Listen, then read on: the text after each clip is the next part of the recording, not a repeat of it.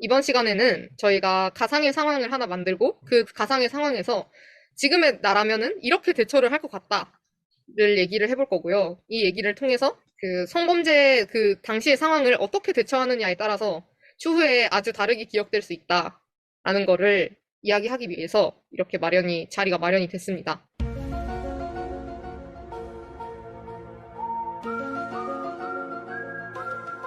음, 제철인데 뒤에서 막 이렇게 붙었다. 음, 음. 자리가 엄청 많은데 주변에 자리가 많은데. 퇴근길도 아닌데 내 뒤에 붙었다. 갑자기 누가. 그럴 때 어떻게 할 것인가? 그러면 나는 거기서 갑자기 이렇게 매순체조를 할 것 같아. 막 이렇게 해가지고 팔꿈치로 뒤를 때, 어깨가 이렇게 아우, 뻗어지면서 팍 해가지고 양으로 여기 팔꿈치로 양쪽으로 팍 치는 거야. 그 네. 뒤로 발도 막 뒤로 막 뻗어가지고 막 낭심 공격하고 갑자기 운동해.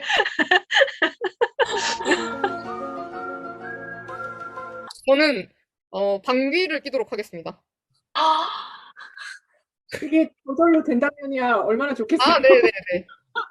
그렇게 하도록 하겠습니다. 항상 그 여분의 방귀를 남겨놓고 다녀야겠다. 네네. 그런 상황을 대비해서 여분의 방귀를 참고 다니는 사람이 되겠습니다. 음.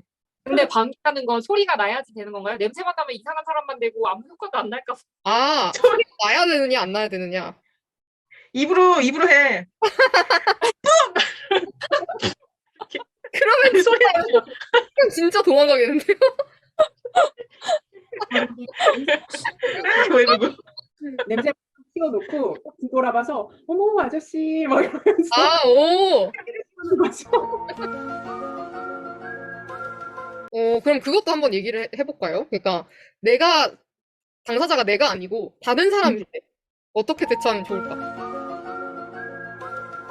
저는 말씀하신 그런 상황이 된다면 제가 그냥 그 중간에 끼어들 것 같아요. 그 음, 아까 여학생들의 뭐 몸을 다리를 뭐 뚫어지게 본다면 제가 뭐 거기 가서 여학생들한테 괜히 예를 들어서 뭐 신도림 어떻게 가는지 혹시 알아요? 라고 막 말을 붙인다던가 하면서 이제 조금씩 뭐 몸을 이렇게 옮기게 하면서 귓속말로 얘기를 하는 거죠. 그럼 저 아저씨들이 계속 쳐다봐요. 이런 식으로. 음, 제가 실제로도 그런 경험이 있었거든요. 횡단보도에서 어떤 여성분 뒤에 그 흔히 말하는 음, 바바리맨이라고 하는 딱 붙어서 뭔가를 하려고 하는데 그 여성분을 도와주고 싶은데 제가 가서 괜히 여성분한테 팔짱을 끼면서 저 여기 지하철역 어떻게 가는지 좀 알려주세요 하면서 그 여성분을 이렇게 빼왔던 경험이 있거든요. 그 여성분도 덜 당황하시는 것 같아요. 물어보는 거니까.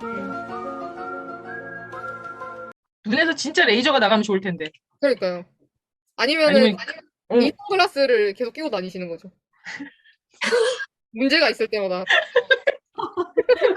아 이거는 관심을 아, 이걸로 이걸로 왜 모든 관심을 방심을. 도망가. 얘들아 도망가 해놓고 이거야 미친 구역은 이 구역 미친년 나다. 쳐다봐 계속. 당신 누구시죠? 약간 경찰 하시는 같지 거예요? 않아요? 경찰? 아, 그러니까요. 우리가 요즘 귀에 웬만하면 다 이어버드 같은 걸 이제 장착을 하고 있잖아요. 그러니까 이제 전화 통화하는 것처럼 요즘 지하철에서 왜 저래? 이러면서 다리를 쩍 보라고 말이야. 이런 식으로 이제 전화 통화하는 것처럼 이제 조금 목소리를 높여서 이야기를 한다거나 그럼 누가 뭐라 그래도 저 지금 통화 중인데요. 그러면 되는 거잖아요. 음, 그렇게 좀 제가 한번 그냥 이렇게 친구들이랑 길을 걸어가다가 상대 쪽도 되게 여러 명이서 걸어오고 있었거든요. 거기가 한 남자 3명 정도 됐었던 것 같고, 저는 한 대여섯 명이서 걸어가고 있었는데, 지나가면서 제 팔을 이렇게 지그시 잡고 갔어요. 에? 벙 쪄가지고 길에 한참을 서 있었거든요. 그 사람은 아무렇지 않게 지나가고. 근데 지금 그 생각이 계속 들어요. 그때 내가 어떻게 했으면은 이렇게 미련이 남지 않았을까? 그 생각이 지금 계속 들어요. 그 사람도 변태였겠죠? 음, 원래 변태들이 그렇게 벙찌게 만드는 게 있는 것 같아요. 그냥 아무 말도 안 하고 벙쪘던 게 너무 짜증이 나요. 그냥 그러니까요. 이렇게 아씨 막 이런 거라도 했으면 그러니까요. 이렇게 남지 않았을 것 같은데 맞아요, 뭐를 맞아요. 내 감정을 탁 표출했으면 안 남는데 벙쪄 있었던 게 그게 되게 오래 남는 것 같아요. 제 몸을 만졌던 어떤 남학생이라고 저는 기억을 해요. 머리가 스포츠 머리, 고등학생 같은 그런 까까머리, 뭐 이런 남학생이라고 좀 기억을 하는데 어둠 속에서 이제 제 엉덩이와 다리를 이렇게 슥 만지고 내리막길로 막 뛰어가던 한 놈이 있었죠. 그놈에게 진짜 0.1초 만에 고개를 획 돌려서 동네 사람들 다 깨도록 밤 12시쯤 됐었는데, 야, 이 개삐리리야! 그래서 너 잡히면 나한테 죽는다라고 소리를 쳤어요. 그게 제 목젖이 튀어나올 정도로 소리를 쳐서 저는 그날의 기억이 내가 성추행을 당한 날, 어떤 미친놈이 내 엉덩이와 다리를 만진 날이 아니라 내가 그놈에게 욕을 한 날, 쌍욕을 한 날, 고래고래 소리를 질렀던 날로 기억이 되면서 그 목에서 느꼈던 통증이 아직도 굉장히 유쾌하게 기억이 남아있는데, 저는 그래서 제가 그날 그렇게 소리를 지를 수 있었던 건 그 전에 무수히 머릿속으로 시뮬레이션을 돌려서 이런 상태가 됐을 때 나는 어떻게 해야지? 이런 상황이 닥치면 나는 이렇게 행동해야지라고 계속 연습을 해봤던 거예요. 머릿속에서 무슨 가상현실에서 무슨 모험하듯이. 근데 그때도 안타까운 거는 있었어요. 제 두 발은 딱 얼어 있었거든요. 허리도 돌려가지고 고개도 돌려서 목소리도 빽 하고 소리 질렀지만 제 두 다리는 딱 얼어 있었거든요. 그래서 그날 이제 또 결심을 한 게 그때 일기를 썼어요. 일기 쓰면서 오늘은 이러이러이러한 걸 했으니 다음번에는 발로 한번 발을 구르기라도 한번 해보자. 발로 한두 발이라도 쫓아가긴 신용이라도 해보자. 이러면서 제가 일기를 썼던 게 기억나는데, 그래서 그 다음번에 또 뭐 어떤 아까 말한 그 바바리맨이나 이런 사람들이 등장했을 때 제가 막 그 사람 앞에 일부러 발소리 콩콩콩콩 내면서 마치 내가 때릴 것이냐 막 다가가면서 막 욕을 했었거든요. 그래서 그때 아, 이번에는 발은 움직였어. 욕은 했어. 다음번에는 또 뭐 어떻게 해보자. 이렇게 하나씩 하나씩 이제 그 연습, 머릿속에서 무수한 연습을 하고 그 결과가 나온 것 같아요. 우리 다 연습해보면 좋을 것 같아요. 우리 또 이거 영상 보시는 분들도 자막으로 이렇게 뭐 어디를 만져 막 이런 거 이렇게 하면 다 같이 막 하나 둘 셋 어디를 만져 막 이런 거 같이 다 같이. 저도 비슷한 사건이 있었거든요. 그 대구에 제가 지하철이 아니라 버스 터미널, 시외버스 터미널에서 내려서 아침 8시였어요.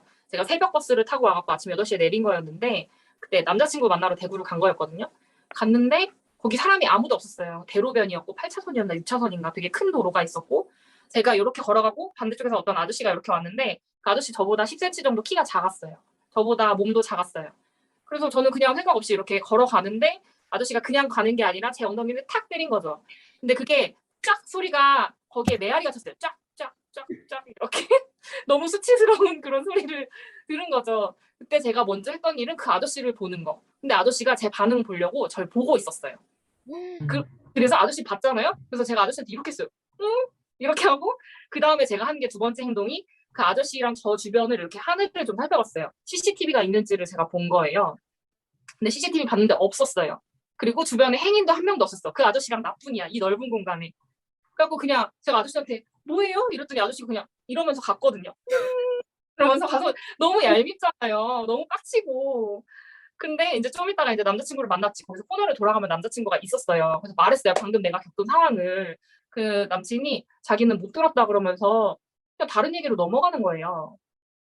제가 이것 때문에 사실 이 사건이 생각나는 것 같아요. 저는 그 아저씨 문도 닫고 내가 너 때문에 황당하다는 표현도 했고 그 아저씨 반응 때문에 빡치기도 했지만 그게 열받진 않았어요. 그 아저씨가 저보다 작고 왜소하다고 생각해서. 근데 그 남자친구의 대응이 너무 충격적이라서 사실 이 사건을 기억하는 것 같아요. 자기 여친이 지 만나러 대구까지 왔는데 제가 그때 경기도 사는데 대구까지 간 건데 내가 방금 이런 일이 있었다는데 어떻게 아무 대응이 없지? 아무 말이 없지? 뭐 어떻게 너무 놀랬겠다. 다시 나랑 거기 가보자. 자기가 무슨 말을 해야 될 거 아니야. 그거에 대해서. 너무 아무 말이 없었어요. 그래서 저는 그 듣는 사람, 주변 사람의 반응이 되게 중요하구나. 그때 좀 느꼈던 것 같아요. 제가 여자 중학교 앞에 이렇게 횡단보도를 건너려고 서 있다가 몇 년 전에 그때 뭐 혼자도 아니었어요. 친구랑 같이 있었는데 되게 덩치가 큰 남자분이 장애가 있는 분이셨거든요. 아마 지적 장애가 있는 분이었던 것 같은데 제 팔을 잡고 안아주면서 몇 살이야, 몇 살이야 계속 그러는 거예요. 14살, 15살, 14살, 15살 계속 그런 말을 반복했어요. 장애 남성한테 그런 성희롱, 성추행을 겪을 일이 많지 않은 환경에 있다 보니까 너무너무 당황스러웠었거든요. 그래서 이걸 어떻게 해야 될지 진짜 모르겠는 거예요. 옆에서 친구는 어쩔 줄 몰라서 발만 동동 구르고 있고. 근데 결국 그러다가 어떻게든 뿌리치고 길을 건너왔죠. 그 사이에 그 남자분은 자전거를 같이 들고 있었는데 그 자전거를 타고 사라졌어요. 근데 다 건너고 나서 그제서야 조금 생각이 정돈이 되면서 경찰에 그냥 신고를 했거든요.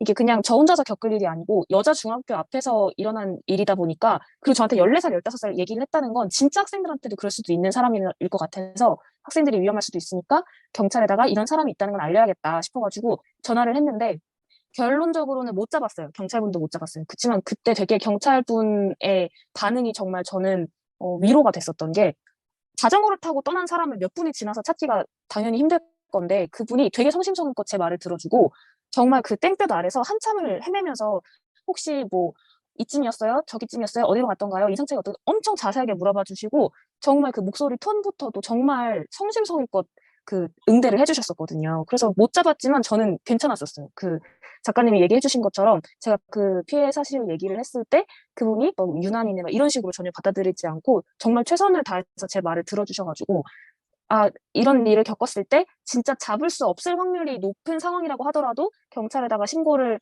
하면 들어주는 분이 계시는구나. 뭐 소리를 친다든지 내가 때린다든지 그렇게 내가 반응하기가 힘든 상황이라면, 물리적으로든 시간적으로든 힘든 상황이라면 경찰에다가 신고를 하는 방법도 있다. 그런 얘기를 좀 드리고 싶어요. 물론 경찰에다가 신고를 했을 때 이제 뭐 안 좋은 반응들이 돌아오는 경우도 너무 많이 들었기 때문에 이거는 이거대로 좀 아쉬운 점이 있는 대처 방안이지만, 그래도 한 가지 방법 중에 이런 방법도 있다. 네, 그런 얘기를 해주고 싶었어요. 저도 얼마 전에 경찰에 신고를 한 건 있었어요. 한 2주 됐나? 저희 집 앞에 헬스장이 있는데 거기에 이제 PT 선생님들이 여자가 있고 남자가 있는데 둘 다 바디 프로필을 찍어서 그걸 X배너로 만들어서 헬스장 홍보하는 거예요. 근데 남자 PT 그 트레이너한테는 그렇지가 않은데 여자 트레이너 몸에다가 보통 바디 프로필 찍을 때 조금 몸에 붙는 옷을 입잖아요. 거기다가 바디 포인트라고 하죠. 우리가 얘기하는 그거를 딱딱 찍어놓은 거예요. 누가 연필로 이렇게 X자로. 너무 기분이 나쁘잖아요. 지나가면서 저는 그걸 맨날 봐야 되는데. 그래서 그거를 그 헬스장에다 전화해서 이거 이렇게 낙서가 돼 있으니까 보기가 불쾌하다. 근데 그 여자분도 이거 보실 텐데 기분 나쁘실 것 같다. 이거 교체해달라. 이렇게 해서 그분이 교체를 한 판 했어요. 2주 뒤에 또 갔는데 이번엔 거기를 불로 지져놓은 거예요. 바디 포인트. 와, 그래서 저는 이 사람이 어쨌든 그 PT 트레이너 여자분을 아는 사람일 수도 있겠다는 생각이 그때부터 드는 거예요. 이 사람 회원일 수도 있는 거고, 이 사람 동료일 수도 있는 거고, 아니면 그 헬스장이 있는데 위아래 상가에서 그 사람을 자주 마주치는 어떤 사람일 수도 있잖아요. 그러니까 저는 이거는 어떻게 할 수가 없다 싶어서 이제 경찰에 전화를 했죠. 근데 경찰서에서 10분도 안 돼서 출동해가지고 그거 봐주고 바로 사장님한테 전화해서 이거 조치해달라고 하는데 경찰관님이 이거 여기다가 설치하는 거 불법이다. 제거해라. 이런 식으로 해결을 내주셔가지고 제가 원하는 해결이랑은 좀 달랐지만 어쨌든 해결 방법을 창의적으로 찾아주신 거예요, 경찰관님이. 그리고 저한테 이제 저 통화하는 거 다 들으셨죠? 이제 안심하실 수 있죠? 이 사장님 여기다 놓으면 그때부터는 뭐 번거로우시겠지만 시청에다 신고하시면 이거를 아예 없애줄 것이다. 이렇게 그 다음 후속 조치 방법도 알려주고, 하고 제가 좀 경찰을 조금 신뢰하게 되는 그런 일이 있었답니다. 우리가 어떤 사건에서 어떻게 대처할지 한번 얘기해보자 했는데 결국은 본인이 겪었던 상황이랑 그때 내가 했던 대처 이런 게 계속 얘기로 나오는 것 같아요. 이게 사건 대처하는 내 모습을 보면서 나에 대해서 좀 알아가는 게 있는 것 같아요. 저 같은 경우에는 그때 대구에서 이렇게 엉덩이 쳤을 때 제가 CCTV를 먼저 살펴본다는 거에 굉장히 놀랐거든요. 목격자가 이 사건을 진행할 수 없다고 이미 판단하고 있다는 걸 그때까지는 몰랐는데 그 사건을 겪으면서 이제 알게 됐던 것 같아요. 내가 나를 믿기보다는 다른 사람, 제3자가 필요하다고 생각하는구나, 이렇게. 책에 그 부분이 있더라고요. 내가 피해를 겪었다는 사실 자체가 가장 큰 증거라고, 그 말이 그거 엄청 힘이 많이 되더라고요. 그게. 제가 이제 한 1년 전쯤에 이제 성추행을 당한, 또다시 새롭게 성추행을 당한 상황에서 주변 사람들의 반응이나 이런 거를 대했을 때 제가 지나치게 주변 사람들을 이해하려고 드는 거예요. 나이가 많은 사람이니까, 중년 남성이니까 쟤네들이 뭘 알겠어. 쟤네들 붙잡고 얘기해봤자 나만 손해지. 라고 그냥 지레 이제 그 사람들의 반응에 문제 삼지 않으려고 스스로 이제 억누르고 있는 거예요. 근데 그게 쌓이다 터지더라고요. 그래서 마지막에는 확 터뜨리고 그 아저씨들하고 이제 지금 굉장히 나를 세우면서, 이것도 어떻게 보면은 처음부터 제가 저 자신의 목소리에 좀 더 귀를 기울이고 이건 그냥 웃고 넘어갈 게 아니야, 찾고 넘어갈 게 아니야, 저 아저씨들이 알아듣든 못 알아듣든 나는 끊임없이 내 고통을 이야기를 해야 되는 거야 하면 어쩌면 희망이 있을 수도 있는 거야 라는 생각을 좀 더 했다면 어떨까. 그러면 이렇게 몇 개월이 지난 뒤에 한꺼번에 터뜨려서 지금의 이 상황을 만들진 않지 않았을까. 내가 스스로 검열을 너무 많이 했구나. 내가 저들을 먼저 더 이해하려고 했구나. 그게 조금 후회가 되는 것 같더라고요. 일찍 표현할 걸. 네. 맞아요. 그 검열한다는 말이 되게 공감이 되는 것 같아요. 점점 무뎌지는 것 같아요. 계속 상대방을 그래 나이 많은 아저씨니까 그러니까 성추행이 아니더라도 성희롱적인 말을 할 수 있잖아요. 뭐 그럴 때마다 기분이 나쁘면서도 그때마다 대응하기가 너무 피곤하잖아요. 기분 나쁜 말이 있어도 그냥 에휴, 아저씨니까 이렇게 넘기는 제 자신을 보게 되더라고요. 그럴 때마다 적극적으로 대응을 하는 연습을 못해서 제가 그러는 거라고 생각을 하거든요. 그래서 아무튼 그런 연습을 하는 게 시뮬레이션을 돌리고 그 시뮬레이션을 돌릴 때마다 무뎌지지 않게 계속 반응을 하는 게 되게 중요한 것 같아요. 우리들도 다 지금 이 감정이나 즉각 대응하는 거를 훈련이 필요하고 우리 배운 적이 없고 아직도 훈련하는 중이다 이렇게 표현하잖아요. 근데 저는 이제 성폭력 피해자를 많이 만나니까 그 청소년들 피해자 보면은 이게 공간이 온라인으로 갔다 뿐이지 사실 비슷해요, 양상이. 온라인에서도 애들이 쑥 들어와서 어디서 만나자고 해갖고 만나서 강간하고 계정 폭파하고 사라지고 이런 식으로 가기 때문에 애들도 자기가 경험한 거를 내가 경험했으니까 이거 내가 증인이고 경찰에 신고할 수 있는 일이야 이렇게 인식하기보다는 누가 내 말을 믿겠어. 그냥 없는 일인 셈 치지 뭐. 내가 말만 안 하면 아무것도 몰라. 그냥 이런 식으로 해서 그냥 넘기려는 이런 게 되게 막 크다고 제가 느끼는 것 같아요, 요즘에. 저는 이게 왜 학교에서도 교육이 안 되고 부모님들도 사실 이렇게 교육을 해주지는 않잖아요. 그냥 참으라 그러고 그냥 넘어가라 그러고 그렇게 하니까 이게 계속 문제가 커지고 있다 이런 생각이 드는 것 같아요.